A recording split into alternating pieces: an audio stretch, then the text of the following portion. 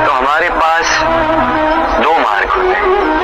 पहला मार्ग भयभीत हो जाना, दूसरा मार्ग साहस के साथ उसका सामना करना। दोनों का मंतव्य एक ही है, लक्ष्य एक ही है, आत्म सुरक्षा, जीवन रक्षा। किंतु भय को दुर्बल माना जाता है और साहस को आपका बल माना जाता है।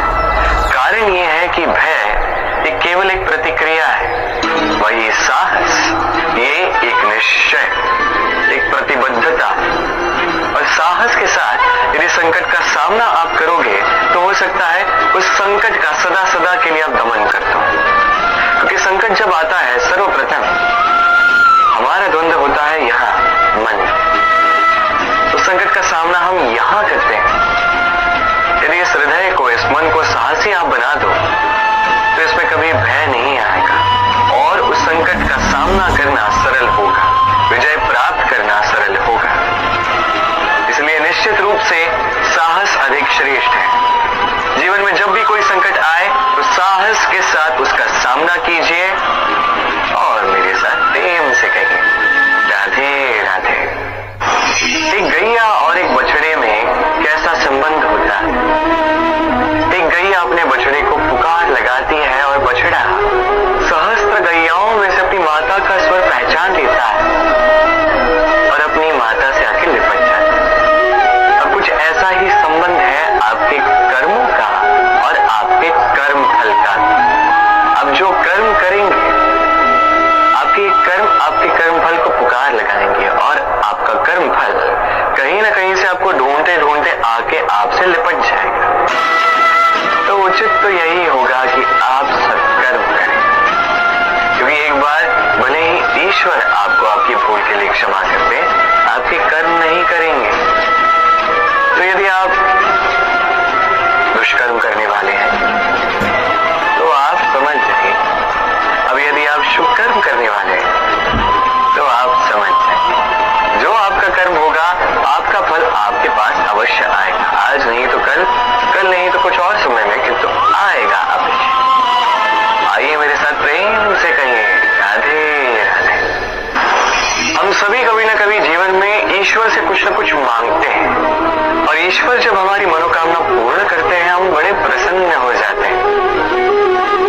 परंतु जब ईश्वर हमारी मनोकामना पूर्ण नहीं करते तब हम सोचते हैं, संदेह करते हैं कि क्या सच में ईश्वर है।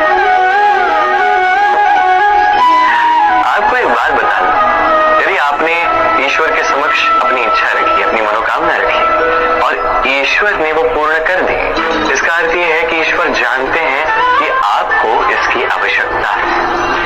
किंतु यदि आपने कामना की और वो पूर्ण नहीं हुई तो बस इतना स्मरण रखिए, ईश्वर वो सब देख सकते हैं जो आप नहीं देख सकते। दूसरा कारण ये है कि ईश्वर ये बात भली भांति जानते हैं कि जो इच्छा आप रख रहे हैं वो इच्छा आप स्वयं अपने बल पर पूर्ण कर सकते हैं। तो यदि आपकी इच्छा ईश्वर पूर्ण करते हैं तो उन्हें धन्यवाद दें। यदि इच्छा पूर्ण नहीं करते हैं तो और भी धन्यवाद दें, क्योंकि वो आपके लिए या तो अच्छा कर रहे हैं या तो आपको उतना योग्य समझ रहे हैं कि आप स्वयं अपनी इच्छा, अपने स्वप्न पूर्ण कर सकते हैं। अपना कर्म करते जाइए, जीवन में आगे बढ़ते जाइए और मेरे साथ प्रेम से कहिए राधे राधे। आम और नीम दोनों ही अपने अपने स्थान पे अत्यंत विशेष, अत्यंत श्रेष्ठ। आम हमारी शक्ति बढ़ाता है, वहीं नीम रोगों से लड़ने की हमारी क्षमता बढ़ाता है। अब आम अत्यंत मीठा होता है और नीम कड़वा होता है। अब क्या इस कारण से नीम को निराश हो जाना चाहिए या स्वयं से घृणा करनी चाहिए कि वो कड़वा है? कदापि नहीं। देखिए, नीम कड़वा है, इसमें नीम का कोई दोष नहीं है। दोष जीवा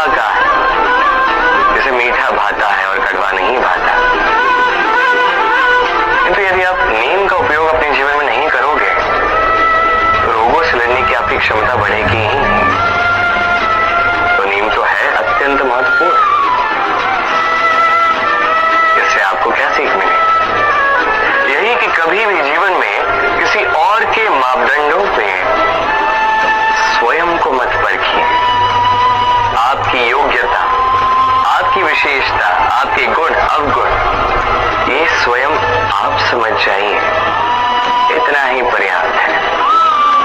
आइए और मेरे साथ प्रेम से कहिएगा, राधे राधे। क्या आपने कभी कुएं से जल निकालते हुए किसी को देखा है?